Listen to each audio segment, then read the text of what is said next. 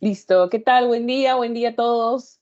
Buenas tardes para Roberto, para los que nos acompañen desde otros lados fuera de Perú.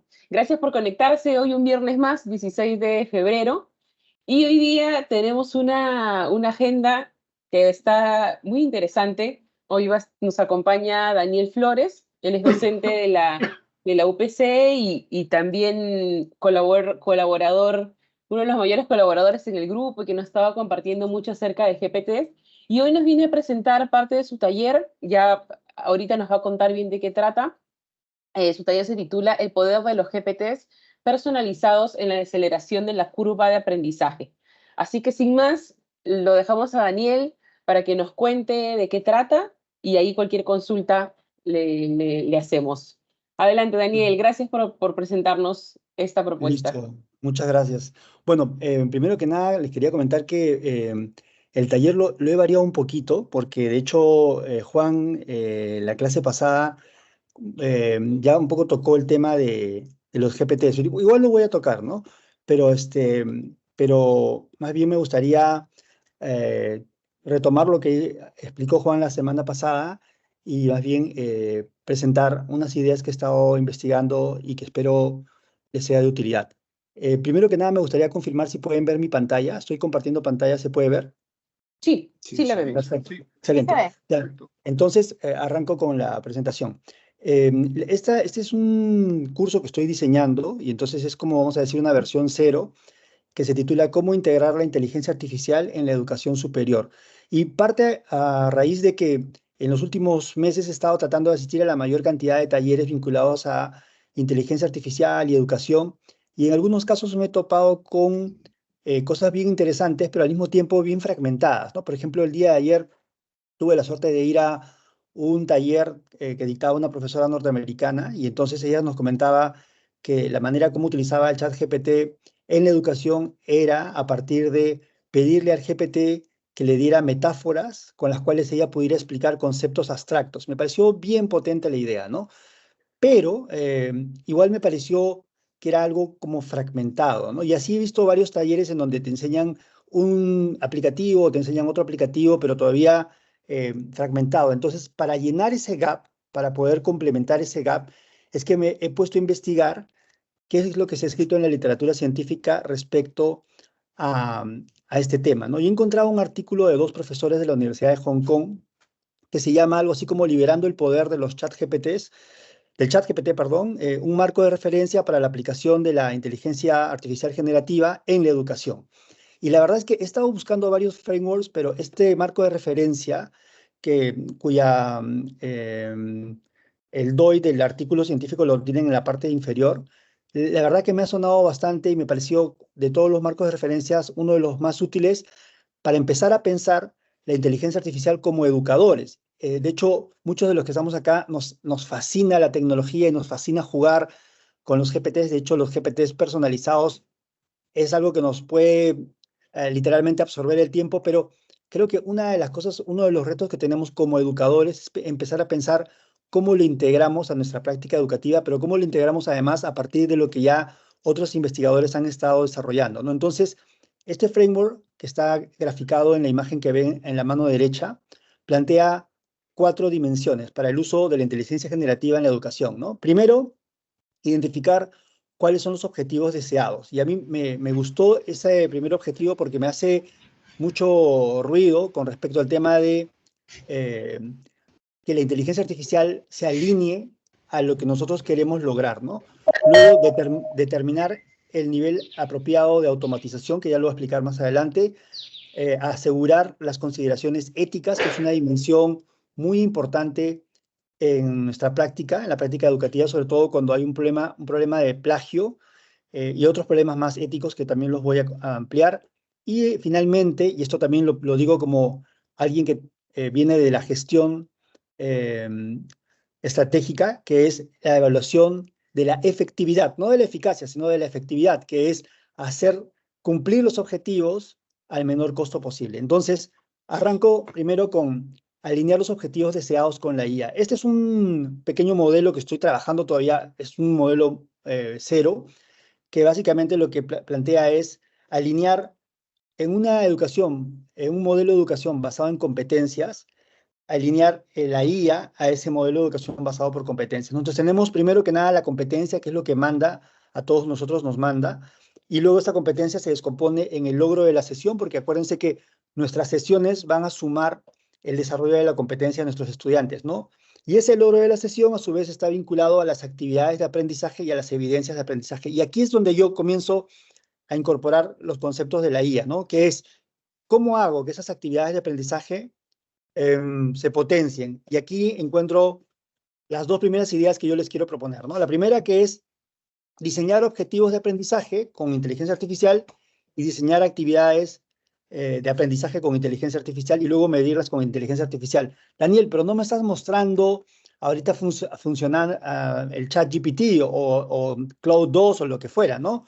Bueno, de hecho, me encantaría ahorita hacerlo, que es, por ejemplo, escribir un prompt, y lo he hecho, en el cual empiezo a rediseñar mis cursos. Entonces yo tengo un curso de globalización, por ejemplo, o tengo un curso de metodología, o tengo un curso de cálculo, o tengo un curso de cine y mundo contemporáneo, y a partir de los objetivos que tengo, yo puedo empezar a rediseñar esos objetivos. Y ahí yo le puedo empezar a poner el prompt a la inteligencia artificial diciéndole, quiero que me ayudes a escribir objetivos de aprendizaje vinculados a esto, esta es la competencia, y le doy todos los inputs, esas son las dimensiones de la competencia, y lo he hecho.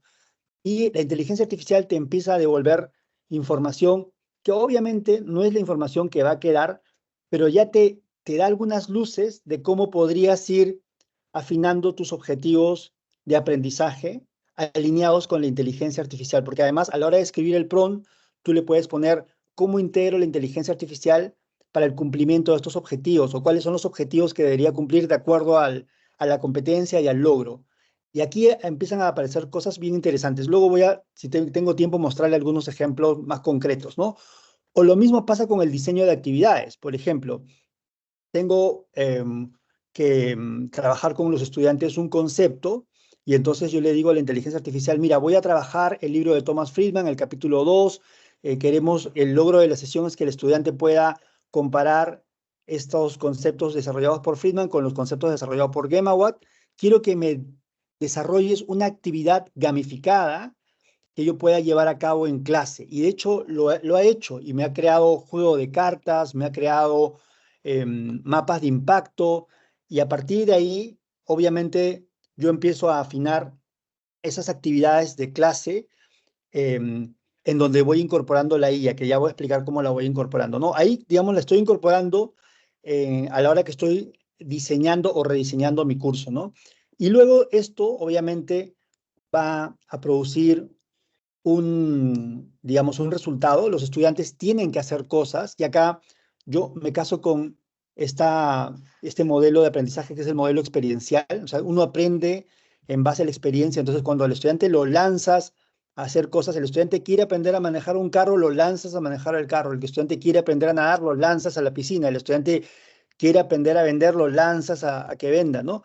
Entonces, cuando ya se enfrenta a la experiencia, tú vas viendo esas evidencias de aprendizaje que luego puedes medir con la inteligencia artificial, como más adelante lo mostraré. Entonces, esa era la primera parte, que era alinear la competencia, el logro, las actividades, y ahí los dos conceptos básicos, el diseño de los objetivos y por otro lado, el diseño de las actividades. Y finalmente el output, que es cómo evalúas si logró o no el objetivo deseado, ¿no?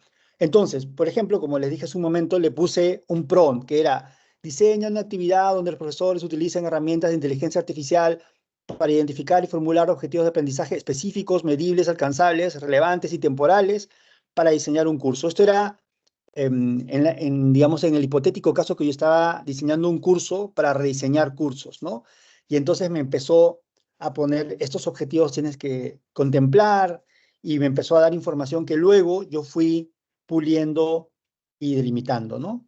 Y lo mismo con el ejemplo 2, ¿no? Le dije, elabora una actividad gamificada basada en el capítulo 2 del libro Gracias por llegar tarde de Thomas Friedman. El objetivo de aprendizaje es que el estudiante analice el fenómeno de la globalización desde la perspectiva tecnológica de Friedman. Las dimensiones que debe desarrollar son analizar y evaluar la información. Y ¡pam! Me lanzó un juego, que era un juego de cartas, ¿no? También en otra oportunidad que hice me lanzó una cosa que se llamaba mapas de impacto, ¿no? Entonces, estas actividades son lo que yo le llamo retos, que hace que los estudiantes trabajen en equipo, tengan que resolver un problema y, y me ayuda a mí a que el estudiante esté en el centro de la experiencia y yo pueda ir pasando en grupo para ver cómo trabajan, para ver si están desarrollando el aprendizaje al enfrentarse a la experiencia, ¿no? Entonces, esa era la primera parte, que era el alineamiento de la inteligencia artificial vinculada a los objetivos, ¿no? Tanto con el diseño de los objetivos como el diseño de las actividades. La segunda dimensión tenía que ver con el determinar el nivel de automatización. ¿Cuál es el nivel de automatización de la inteligencia artificial en el aprendizaje? Entonces, nuevamente en esta línea de competencia, logro y actividades, se me ocurrió dos conceptos que les quiero presentar, ¿no? El primero es el concepto de diseño de retroalimentación con IA dentro del aula, que ahora lo voy a desarrollar, y luego diseño de retroalimentación con IA fuera del aula. A ver, Daniel, ¿a qué te refieres con diseño de retroalimentación fuera del aula con la IA? Bueno, ahí justo lo que en algún momento hemos estado conversando con Silvana, que era la posibilidad de entrenar GPTs especializados en la cual nosotros podemos poner la rúbrica, podamos poner nuestros contenidos, digamos, las lecturas que llevamos a cabo. ¿Para qué? Para que le mandemos a hacer trabajos a los estudiantes, que los estudiantes puedan subir. Este trabajo el estudiante lo va a subir a un GPT personalizado y el GPT personalizado lo que va a hacer es darle un feedback. Y entonces le va a decir a varios niveles, mira, tienes que corregir a nivel ortográfico esto, a nivel gramatical esto, a nivel de argumentación esto, a nivel de contenido esto, o incluso también con el área de las ciencias, de repente a la hora de resolver un problema de matemática, le puede explicar algunos pasos que no se llevaron bien, ¿no? Los GPTs personalizados en la versión móvil tienen la opción de visión, entonces uno le puede tomar foto a un problema de cálculo, de hecho lo he hecho, y le puedes decir, quiero que me expliques cómo resolver este problema paso por paso, y el GPT te explica paso por paso cómo resolver el problema de cálculo. Obviamente, todo esto tiene que estar monitorizado por un profesor y que tiene que validar lo que el GPT le está dando, porque obviamente hay un concepto de alucinaciones que, bueno, GPT-4 cada vez, por lo menos yo hasta ahora no lo he encontrado, pero siempre hay un riesgo y entonces el profesor tiene que estar ahí para garantizar que esa información es información verdadera. Pero a lo que, digamos, el punto clave acá es que el estudiante fuera del aula, cuando esté en su casa, pueda hacer un trabajo, lo pueda subir a un GPT personalizado en el caso de que tenga el modelo de pago, pero obviamente ustedes me dirán, Daniel, pero todos nuestros estudiantes no tienen el modelo de pago, es más, incluso de repente el 1% con las justas lo tiene. Entonces, la otra opción es buscar alternativas. Una alternativa que a mí particularmente me gusta mucho es Cloud 2, la segunda versión, no la primera, que es mucho más potente y que también te permite subir documentos y darte retroalimentación. Es una versión libre y entonces tú le puedes decir, si no tienes el GPT personalizado, utiliza Cloud 2, que es muy potente por la cantidad de tokens que puede procesar, ¿no? Entonces, ¿qué ganamos ahí? Lo que ganamos es el segundo componente del aprendizaje. Tenemos el componente de la experiencia. Nosotros aprendemos cuando nos enfrentamos a la experiencia, cuando nos sentamos en el carro, cuando malogramos la caja de cambios, pero también aprendemos cuando tenemos a nuestro costado a un instructor que nos da el feedback específico respecto a cómo hacer los cambios y en qué momento, cómo dar la curva. Mientras más rico es el feedback, más potente es el aprendizaje. Y una de las cosas que pasa en la educación superior hoy es que el profesor no se da abasto para dar la cantidad de feedback necesario a sus 40 estudiantes. Y aquí es donde la inteligencia artificial puede empezar a crear valor. Entonces, esto es fuera del aula y dentro de los espacios de aprendizaje, es retroalimentación, dentro de espacios de aprendizaje es la cuarta idea que yo les quiero proponer. Esta es una idea que espero que Silvana o Jorge Bocio me ayuden a llevar a la realidad, que se llama el modelo hackathon, ¿no? Entonces, ¿cómo utilizar la inteligencia artificial, cómo integrar la inteligencia artificial en el aprendizaje? Diseñando circuitos de aprendizaje asistidos por profesores en modo presencial, en modo virtual y utilizando kioscos de inteligencia artificial. A ver, lo pongo así más rápido. Es como si, por ejemplo, nosotros identificáramos que tenemos un problema en algunas áreas, ya sea de ciencias, de letras. Supongamos, Alberto Mejía me dice, Daniel, mira, mis alumnos tienen problemas para diseñar sus proyectos de investigación de tesis, ¿no? Les cuesta mucho diseñar en los proyectos de investigación. Entonces, hacemos una hackathon en la cual básicamente el objetivo es que el estudiante, al finalizar la hackathon en 48 horas, presente a un jurado de expertos su proyecto de tesis. ¿Cómo lo va a hacer? Puede formar un equipo con 4 personas y puede tener dentro de un circuito de aprendizaje acceso a profesores como Roberto, por ejemplo, que está en España, que le puede explicar cómo identificar un gap, cómo buscar la literatura, o de repente profesores en modo presencial que están en campus, que se pueden sentar con él y le pueden leer lo que él ha escrito y decirle, mira, a esta pregunta de investigación hay que mejorarla o hay que reformularla. O puede tener, y acá viene la inteligencia artificial, kioscos en donde él entra y empieza a interactuar con la inteligencia artificial a partir del feedback que le han dado los profesores virtuales y profesores presenciales, ¿no? De tal manera que en este circuito donde él va yendo por diferentes talleres, él al cabo de una cantidad de horas, como un reto, tiene que presentar su proyecto, ¿no? El modelo Hackathon lo hemos probado en UPC gracias a la gente de Dado que han hecho el famoso 28H y no me dejarán mentir, es un modelo muy potente que hace que los estudiantes se comprometan. La pregunta que ustedes estarán haciendo es, ¿todos los estudiantes?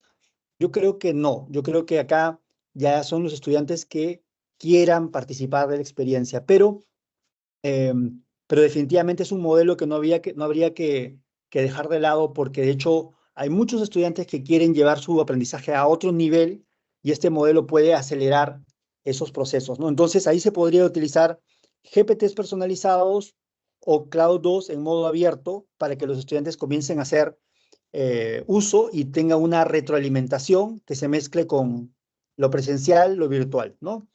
Ahora voy rápidamente a la retroalimentación dentro del aula con IA, ¿no? Habíamos hablado de espacios de aprendizaje, ahora con IA. Entonces, eh, un segundo, voy a cerrar la ventana de mi casa porque están pasando unos señores con unos megáfonos que se están colando el audio. Denme un segundo, por favor. Sí, sí, no hay problema. Pensamos que se filtra la bulla, pero no.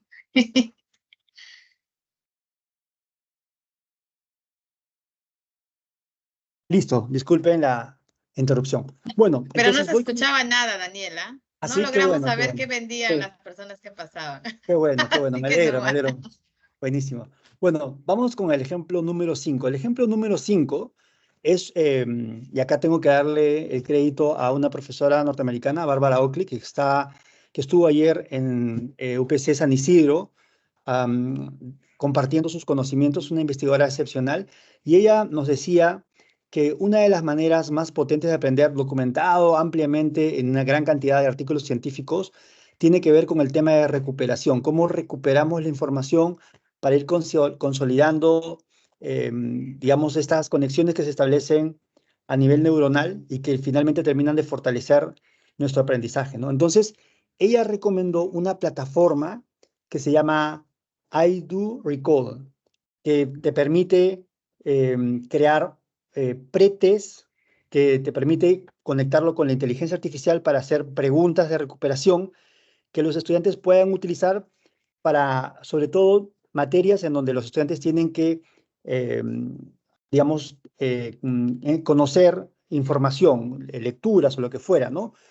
De hecho, yo todavía esta herramienta no la he probado. Yo he estado probando hasta ahora último una que se llama Perusal, que me recomendó Jessica Blásica, pero esta de I Do Recall me llama la atención porque trabaja con un sistema de flashcards y al mismo tiempo tiene la posibilidad de conectarse con la inteligencia artificial. Entonces, esta herramienta, digamos, en modo prueba, habría que explorarla porque desde la experiencia de esta investigadora, a ella le había permitido mejorar la curva de aprendizaje de sus estudiantes, dado que les permite ir recuperando la información y consolidándola, y de tal manera que el aprendizaje se hace mucho más potente, ¿no? Entonces, aquí, ¿dónde está la inteligencia artificial? La inteligencia artificial está en la posibilidad de pedirle a la IA que te haga las preguntas de un determinado texto. Tú puedes subir el texto, le puedes decir a la IA, mira, quiero que me hagas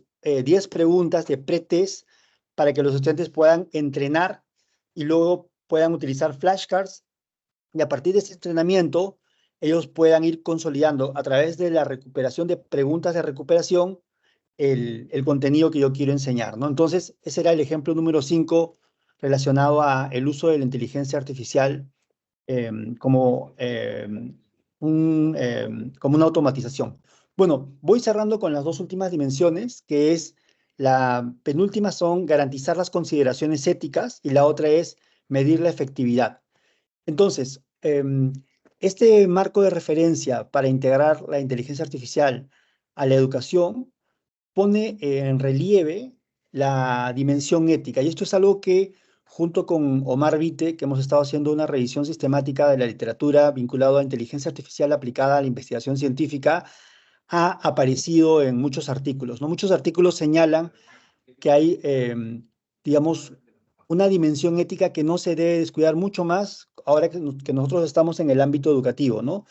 Que tiene que ver con el plagio, que tiene que ver con la privacidad de los datos, que tiene que ver con la equidad, que tiene que ver con la inclusión. Entonces, toda esta dimensión ética, si estuviéramos en otro sector, de repente no sería prioritario, pero en el sector educativo es muy importante y se tiene que considerar. ¿Ok? Cuando prendes la Hay, máquina y apagas las cámaras, o sea, al inicio, ahí sí creo que hay una persona se que pone, está con el ajá, pero micrófono, esa parte no lo he hecho, ¿no? Porque hay una persona que está con el micrófono prendido. Sí, ya está. Ya está Gracias. muteado. Perfecto. Entonces, ¿qué es lo que yo planteo ahí, no? Lo que planteo es que sería imprescindible en este marco de referencia de la integración de la IA en la educación, desarrollar un marco ético específico, ¿no? Un marco ético que esté obviamente alineado a los valores de la institución y que toque temas como el tema de la privacidad, porque definitivamente en algunos momentos nosotros vamos a acceder a la información de los estudiantes, sobre todo para hacer más adelante el tracking de cómo los estudiantes van progresando. Yo me imaginaba estos paneles en donde uno puede ver, casi como si fuera la NASA, una serie de gráficos, barras, círculos y pies, en donde vas viendo cómo el estudiante progresa en diferentes competencias y dimensiones de la competencia y cómo tú puedes ir a través de la IA monitorizando todo esto, ¿no? Que me imagino más adelante se va a hacer, porque de hecho ya hay toda una corriente vinculada a esta línea de métricas de aprendizaje, ¿no? Entonces ahí sería muy importante que haya un marco ético en la medida en que vamos a integrar esto en los próximos años, ¿no? También un consentimiento informado de los estudiantes, el tema de la inclusión y de la equidad con respecto a estos temas, ¿no? Entonces, esa era la primera parte que me parecía importante considerar respecto a la ética. Y la segunda, digamos, la más inmediata, es el tema del plagio, ¿no? Muchos de los profesores dicen, mira, yo les mando a hacer un trabajo a mis estudiantes y me devuelven algo que lo ha hecho el ChatGPT, ¿no? Entonces, ¿cómo poder lidiar con eso? Ahí una de las cosas que la propia inteligencia artificial me recomendaba era, número uno, que los trabajos tengan un enfoque personalizado, ¿no? Incluso se pueden hacer como estos gráficos en donde se pueden poner el nivel de personalización que le ha dado el estudiante al trabajo, ¿no? O, por ejemplo, el nivel de análisis crítico específico que le ha dado al trabajo, o el nivel de conexión con experiencias únicas que le ha dado el estudiante, ¿no? Entonces, no es lo mismo pedirle al ChatGPT que me haga un ensayo sobre la película 12 hombres en pugna y el concepto de justicia a que yo le mande a leer un artículo publicado el día de ayer al cual la inteligencia artificial no tiene acceso, en el cual el estudiante tiene que relacionar esto con la película y al mismo tiempo plantearme una idea propia y entonces ya voy haciendo la asignación mucho más personalizada y obviamente ese enfoque personalizado hace que la inteligencia artificial no pueda asistirlo porque no tiene acceso a la noticia del día de hoy o no tiene acceso a la combinación de una serie de factores, por ejemplo, de repente conectarlo con lo que se desarrolló en clase el día martes, entonces ahí se hace más complicado el tema del plagio, ¿no? Esa era la dimensión ética y cierro con la última y que dicho sea de paso está en relación a la primera, que es nuevamente, ¿no? Todos nosotros estamos acá porque básicamente lo que queremos es que nuestros objetivos de aprendizaje se cumplan y que nuestros estudiantes lleguen a esos objetivos de aprendizaje. Ahora, si esos objetivos de aprendizaje los podemos potenciar, es decir, el estudiante puede incrementar lo que se llama el dominio de la competencia, pues genial, ¿no? Y entonces, la última dimensión tiene que ver con evaluar la eficacia de la integración de la IA. ¿La IA realmente mejora la educación? Es una pregunta que yo me hago y la respuesta la vamos a tener que dar, o las vamos a tener que dar los investigadores. Los investigadores vamos a tener que empezar a medir y esa medición va a ser mucho mejor si es que identificamos con claridad cuáles son los problemas y necesidades educativas que tenemos que abordar con la IA y cuáles son los indicadores de éxito, ¿no? Una de las necesidades educativas creo que tiene que ver con la personalización o la hiperpersonalización. De hecho, en el Congreso del TEC de Monterrey, una investigadora, Rose Lukin, hablaba de que hemos entrado a una era de la hiperpersonalización y de hecho en el último panel que cerraba ya el Congreso de Innovación Educativa del TEC, también nuevamente se juntaron 4 ponentes, José Escamilla, un economista vinculado al Banco Mundial especializado en temas de educación, y también volvía a sonar lo mismo, ¿no? Entramos a una época de la hiperespecialización. Entonces, hay una necesidad educativa que es la hiperespecialización, como de pronto podemos asistir a nuestros estudiantes con, digamos, no nuevas, sino con conectar la manera como ellos aprenden, no todos aprenden de la misma manera y la IA nos puede ayudar a conectar con ellos de acuerdo a sus estilos de aprendizaje, ¿no? Y eso hay que empezar a medirlo, ¿no? Entonces, ¿cuáles son los problemas que tenemos? Y luego, ¿cuáles son los indicadores de éxito? Los indicadores de éxito, obviamente, los más fáciles, pero habría que trabajar mucho más, es si el estudiante logra aprobar el curso, pero si uno está trabajando una investigación, podría de repente a partir de definir una matriz, podría de repente identificar indicadores de éxito mucho más específicos. A mí me encanta, y con esto cierro, la metáfora del deporte. Entonces, por ejemplo, hay un deporte que se llama calistenia, que es un deporte que consiste en hacer dominadas o como barras, en hacer una serie de figuras gimnásticas. Y entonces, cuando uno entra a YouTube para ver cómo este individuo hace estas figuras gimnásticas o estas dominadas, los instructores le dicen, mira, para poder hacer eso hay una progresión. Primero tienes que hacer esto, y luego tienes que hacer esto, y luego tienes que hacer esto, y cuando recién has pasado por ese camino, puedes hacer lo otro. De lo contrario, te lesionas.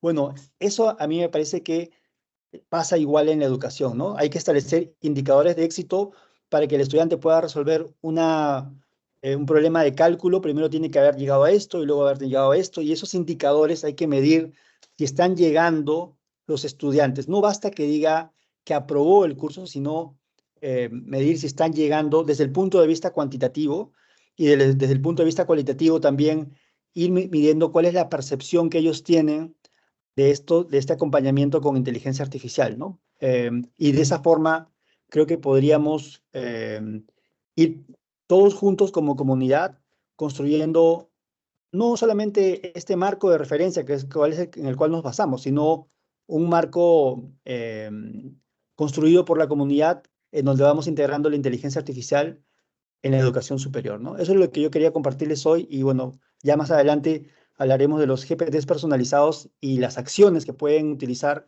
que es otro tema también alucinante, pero que es materia de otra conferencia. Eso sería todo por mi parte. Muchas gracias. Muchas gracias a ti, Daniel. De verdad que qué interesante todo lo que nos has presentado, las propuestas que nos estás dejando también, como la hackathon. Me dijiste, ¿sabes? Que era un lado del taller, pero luego venía otro, querías hacer otro, ¿verdad? Sí, exactamente, exactamente. De hecho, o sea, yo estaba pensando en hacerlo de los GPTs personalizados.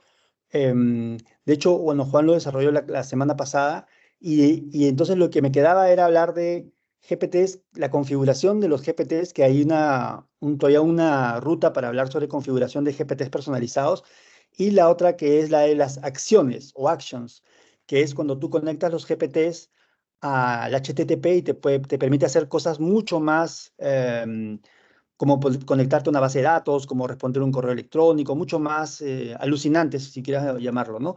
Pero en ese camino estuve pensando, bueno, ¿por qué no compartirles a la comunidad el proyecto que estoy trabajando, que es precisamente pensar como educadores, cómo integramos a la inteligencia artificial, pero a partir de un marco de referencia, ¿no? No, digamos, algo que de pronto a mí se me ocurre, sino a partir de lo que otros investigadores están haciendo, cómo lo vamos integrando. Y obviamente, como el conocimiento es dialéctico, la idea es que esto pueda ser una versión 0 y luego una 1 y una 2 y así se vaya avanzando, ¿no? Excelente, sí. Como dice acá Alberto, una excelente reflexión y estructuración importante además que dices que es bajo un marco de referencia. Usted, Juan, tiene la mano levantada. Hola, Juan.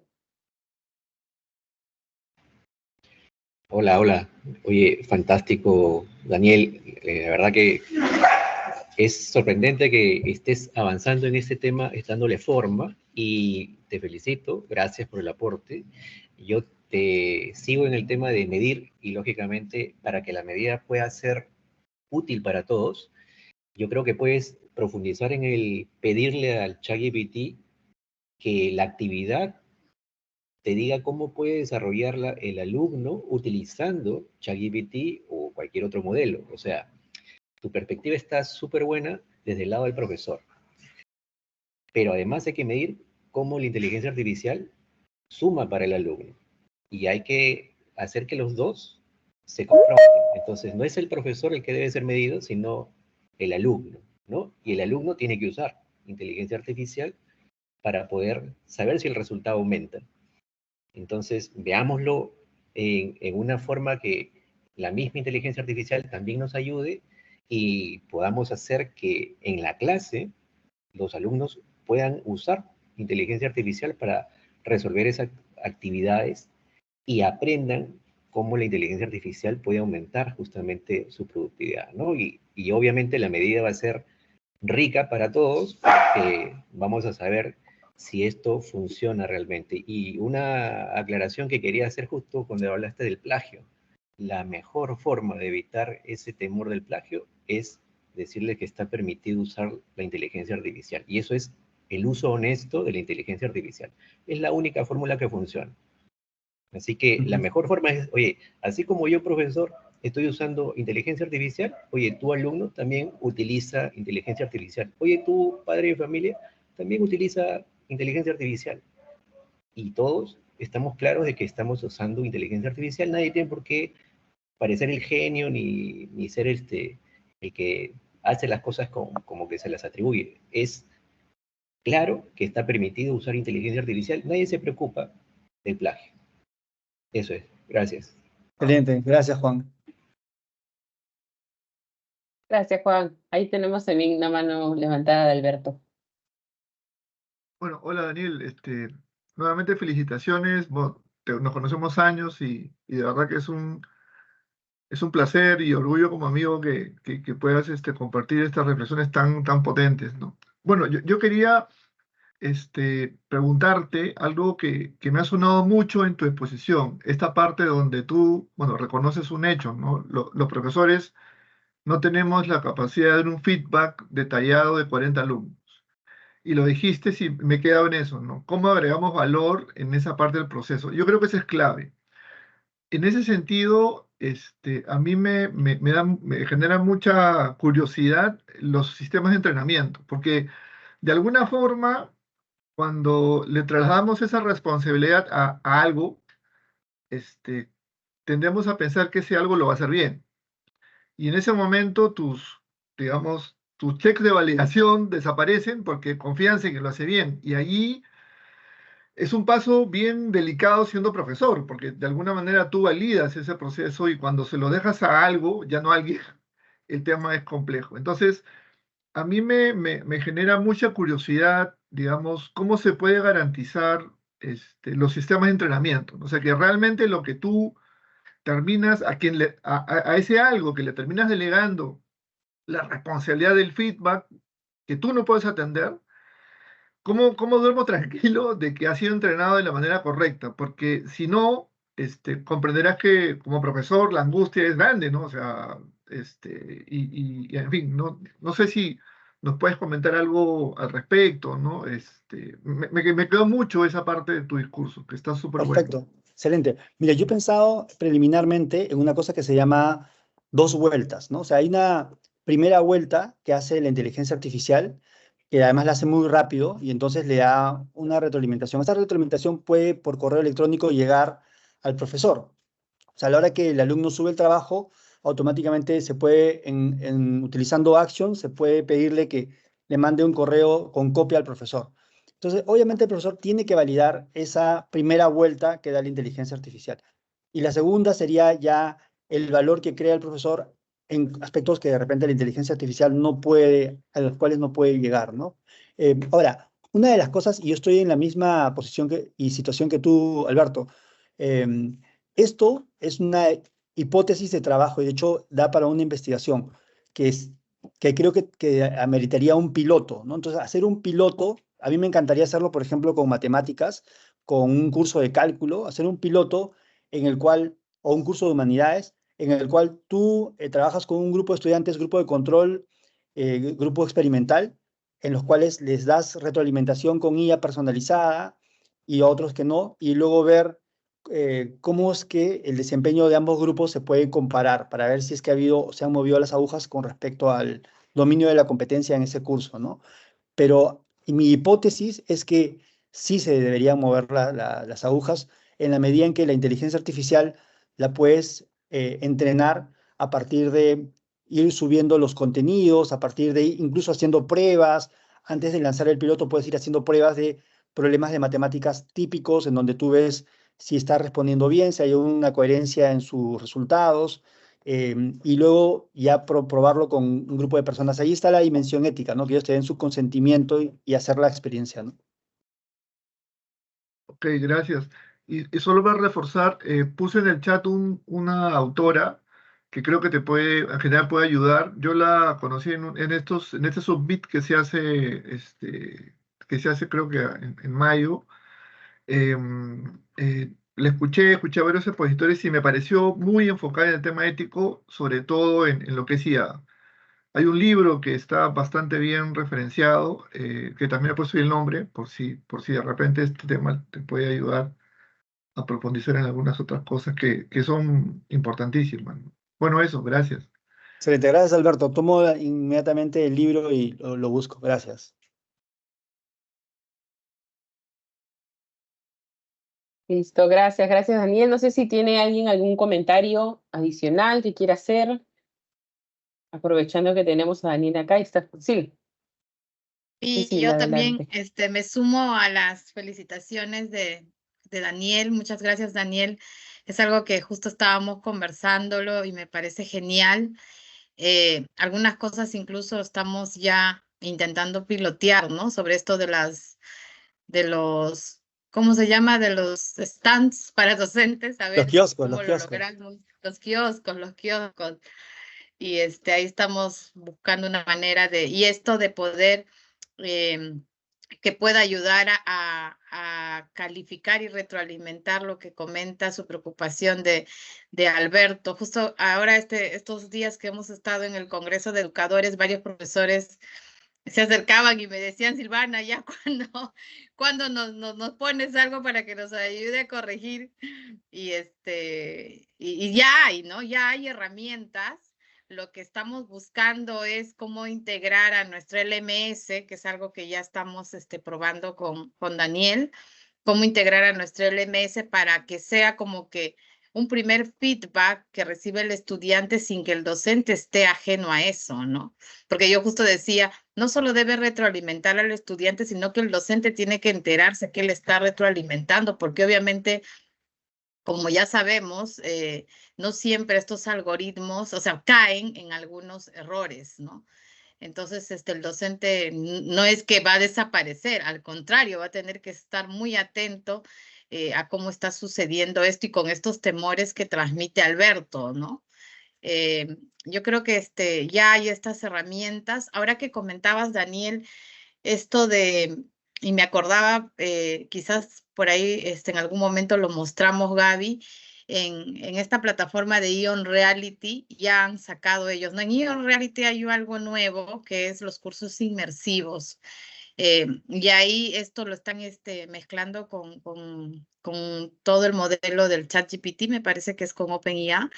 Y lo que hacen es a partir de lo que van respondiendo, porque ya hay, o sea, todo es autónomo, va capturando analíticas y le genera esta, se llama el gráfico de red, creo que se llama, ¿no? De la telaraña, algo así, en la cual le indica cómo ha ido logrando sus competencias o su capacidad.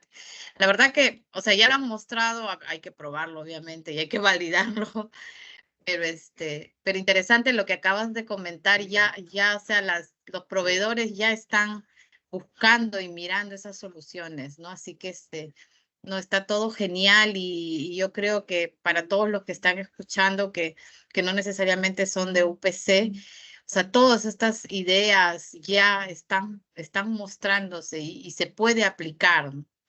Lo que hay que es empezar, como decía Daniel, atreverse a empezar a probar y a validar, porque acá hay o sea, creo que lo más complejo no es crear, porque ya las herramientas nos dan facilidades. Lo más complejo es validar que esto realmente puede ayudar y no al contrario, de repente complicarnos más la vida. Yo me acuerdo cuando lanzamos Sumadi, que podía marcar los momentos en que el estudiante se agachaba y miraba.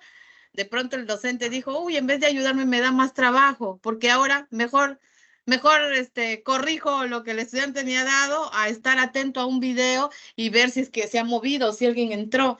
Cuando estamos generando herramientas que te generan evidencia de plagio y esa evidencia de plagio es complejo, ¿no?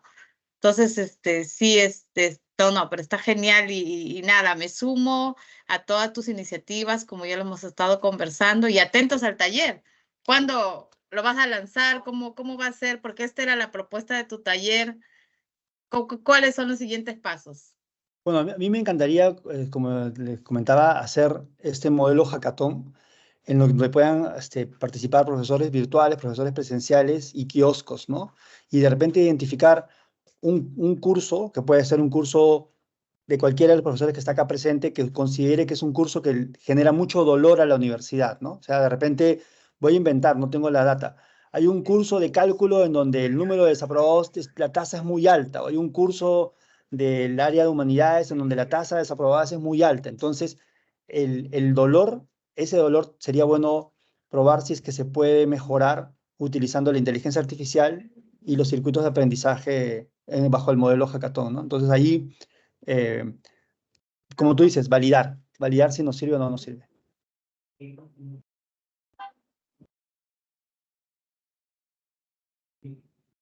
Muchas gracias.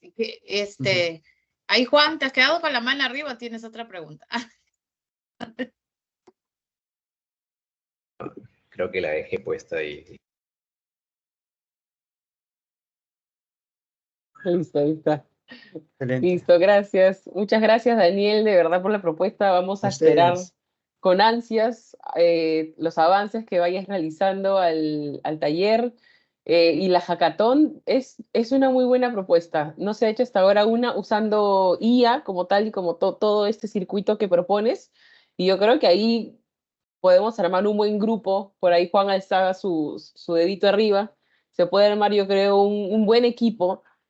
Como dices tú también, acompañándonos, por ejemplo, por Roberto, que estaría de forma virtual, como parte del jurado, profesores también.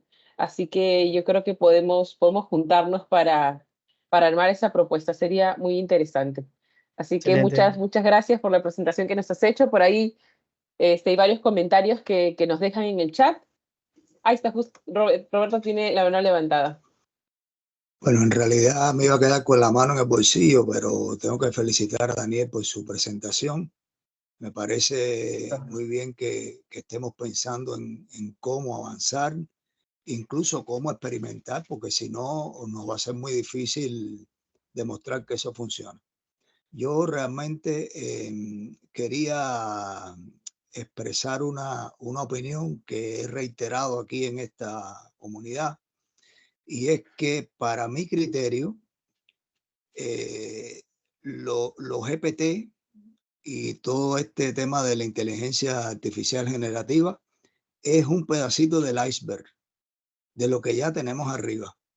Entonces, en cualquier caso, creo que a pesar de que eso es lo que puede estarnos preocupando más, porque es lo que nos está invadiendo, tener claro que conceptualmente hay principios de inteligencia artificial que hay que utilizar, porque la cantidad de información que se dispone en la modernidad es inmanejable. Yo acabo de vivir una experiencia muy interesante porque me puse a programar en Python y me instalaron un editor. De pronto me doy cuenta que el editor no hace autocompletar, sino que el editor, cuando yo le digo factorial, me pone un código de 4 líneas para calcular el factorial de un número. Entonces, cuando investigo a la persona que me instaló el editor, me dice, no, es que te quise hacer una trampa. Ahí tienes un modelo de lenguaje.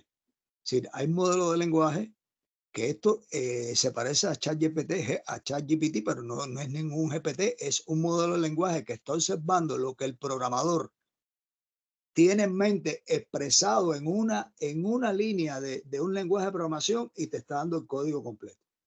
Curiosamente, me he metido tanto esto que llevo 3 días programando y no ha errado en una línea. Entonces, eso me trae, me demuestra lo siguiente. Primero, eso es una herramienta que eleva la productividad de un programador.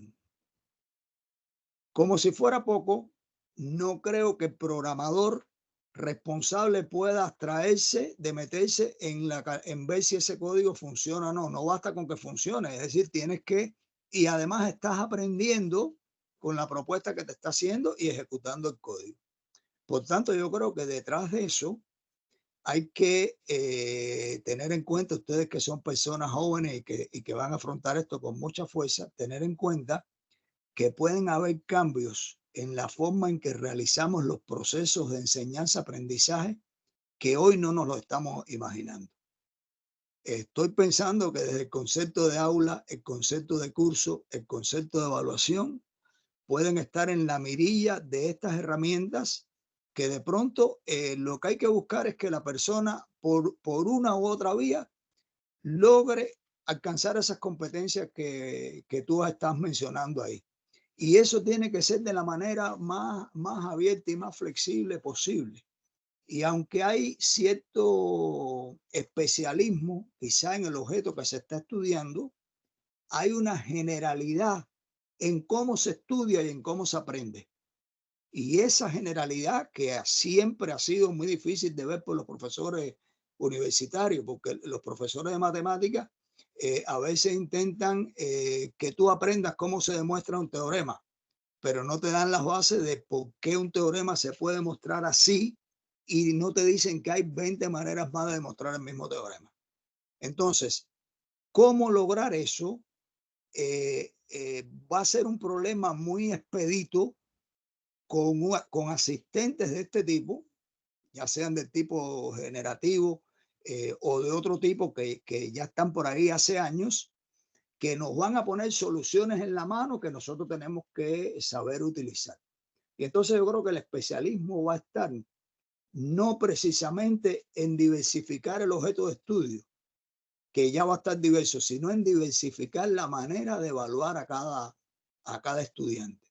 Pero que hay un conjunto de competencias genéricas que hay que admitir. Si hay un asistente que funciona, puede ser que alucine, pero me disculpan los que están conectados. Hay profesores que alucinan. Nosotros hemos alucinado ante problemas, ¿sí o no? El que no haya alucinado que tire una piedra. Entonces tampoco es como para de pronto decir, no, pero eso se equivoca. Sí, se equivoca. Se equivocan. Los jugadores de ajedrez mueven la pieza incorrecta y pierden una partida, los grandes maestros. Entonces, miren, yo creo que es muy interesante verlo de esa manera, con ese formalismo. Es muy importante experimentar y hay que estar preparado, porque mi visión es que lo que viene puede cambiar los enfoques de enseñanza-aprendizaje de manera drástica, de la manera que no se nos ha ocurrido, que no hemos pensado. Completamente de acuerdo, Roberto, completamente de acuerdo. Muchas gracias por su exposición, Daniel. Muy buena. Gracias. Gracias. Especialmente, muchas gracias, Roberto. especialmente cuando comenta Roberto que este software te da los programas. Yo he enseñado muchos años lenguajes de programación y yo digo, o sea, solo me quedaba pensando y decía, ¿y entonces para qué les enseñamos a programar? No, pero si no les enseñamos a programar, ¿cómo van a poder validar si está bien? Ya Claro, será si solo no, funcional. No lo van a Entonces, entender, ¿no? ¿entiendes? No lo van a entender. Mueve totalmente cómo enseñaríamos ahora a programar. Sí, asu. Me estoy rompiendo la cabeza porque es algo que he dominado bastante. Sí. No, sí, hay que repensar todo lo que enseñamos. Voy a revisar mi curso, cómo evalúo. Claro que sí. Todo va a cambiar. Gracias Roberto. Gracias Daniel. Daniel estaba a las justas de tiempo y nos hemos quedado con él. Muchas gracias por acompañarnos hoy y por mostrarnos el taller. Así que ahí vamos avanzando. Hay harto material, hartas ideas y yo creo que somos una gran comunidad. Estamos siendo un gran equipo. Creo que podemos ahí sacar algo interesante entre todos. Además, con las experiencias y visiones de cada uno, creo que pueden sumar a tu propuesta. Así que muchas gracias, Daniel, por compartirlo. Y bueno, antes de que nos vayamos, porque el tiempo quedó justito, invitarlos a que postulen. Si alguien quiere liderar el grupo de ética, por favor, los invitamos. Todavía no hemos recibido propuestas. Y es un grupo, como les decíamos el viernes pasado, importante. Hoy día también se habló de la ética. Para ahí Alberto también nos recomendó un libro que yo ya lo anoté para tenerlo en cuenta. Así que, por favor, quien desee ser líder del grupo de ética y legislación, bienvenido sea. No se preocupen, ahí nosotros estamos para acompañarlos, para ayudarlos en las reuniones, para coordinar. Y al final entre todos sumamos, ¿no? Somos una comunidad, así que quien desee integrarse a este grupo, bienvenido sea. Les dejo el form en los comentarios. Y ahí está, ya se despidió Daniel. Y justo me había dicho que tenía algo ya pactado. Se quedó un poquito más con nosotros. Yo creo que eso sería todo por el día de hoy. Muchas gracias por acompañarnos en la sesión de hoy día. Nos vemos el próximo viernes y que tengan todos un buen fin de semana. Gracias.